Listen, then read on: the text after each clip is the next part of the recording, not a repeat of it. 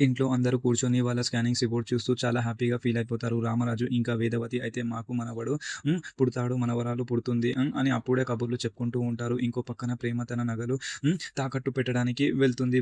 భద్రావతి ఇంకా సేనాపతి వచ్చి ధీరజ్‌ని తిడుతూ గొడవ చేస్తారు. పెళ్ళాం నగలు తాకట్టు పెళ్లి బతికితే బతుకు అని చెప్తూ ఉంటుంది. ధీరజ్‌ని చీప్‌గా మాట్లాడుతూ ఉంటారు. బట్ ప్రేమ మాత్రం ధీరజ్‌కి సపోర్ట్‌గా గట్టిగా సమాధానం చెప్తూ ఉంటుంది. ఇంట్లో అందరూ తన కడుపు గురించి పుట్టబోయే బిడ్డల గురించి ఇంత సంతోషంగా ఉండడం చూసి వాళ్ళు చాలా గిల్టీగా ఫీల్ అయిపోతుంది.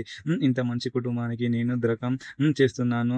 అమ్మ చెప్పిన అబద్ధాలు వాళ్ళు నాకు నరక పరిస్థితిలో చేస్తున్నారు అని బాధపడుతూ ఉంటుంది. ఇంకా బెదిరించలేక వాలి ఒక్కసారిగా రామరాజు కాళ్ళ మీద పడి ఏడుస్తూ నిజం చెప్పేస్తుంది. నన్ను క్షమించండి మావయ్య గారు. నాకు కడుపు లేదు. ఇదంతా ఒక నాటకం అని బాంబ్ పేల్చేస్తుంది. ఈ మాట విన్న రామరాజు, వేదవతి, ధీరజ్ ఇంకా నర్మద ఒకేసారిగా షాక్ అయిపోతారు.